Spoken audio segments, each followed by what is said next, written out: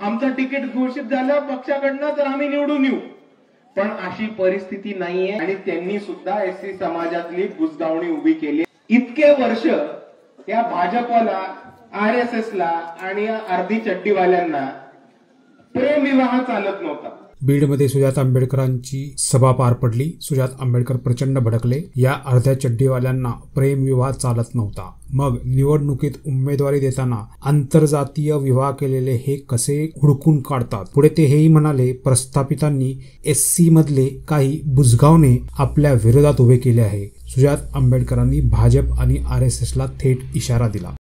बीडमध्ये कितीतरी वर्षानंतर नगर अध्यक्ष पद हे एससीचं झालेलं आहे, हे आपल्या सर्वांना माहिती। इथे लोकांना खूप आशा आकांक्षा आहेत की एससीचं झालंय तर आम्ही निवडून येऊ, आमचं तिकीट घोषित झालं पक्षाकडनं तर आम्ही निवडून येऊ, पण अशी परिस्थिती नाहीये, हे आपण सर्वांनी समजून घेतलं पाहिजे।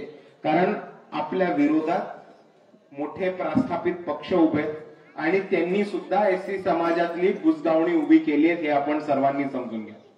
आताच बोलताना लोकांनी समीकरण समजवली। एक बौद्धाचा विवाह झालेला मराठ्यांची, दुसऱ्या बाजूला मुसलमानांची। आता मला एक सांगा, इतके वर्ष या भाजपला, आरएसएसला आणि अर्धी चड्डीवाल्यांना प्रेमविवाह चालत नव्हता, आंतरजातीय विवाह चालत नव्हता, पण बरोबर उमेदवारी देताना आंतरजातीय विवाहाला कसा हुडकून काढतात ही लोक? तर तुम्ही यांचा कॅरेक्टर समजून घ्या।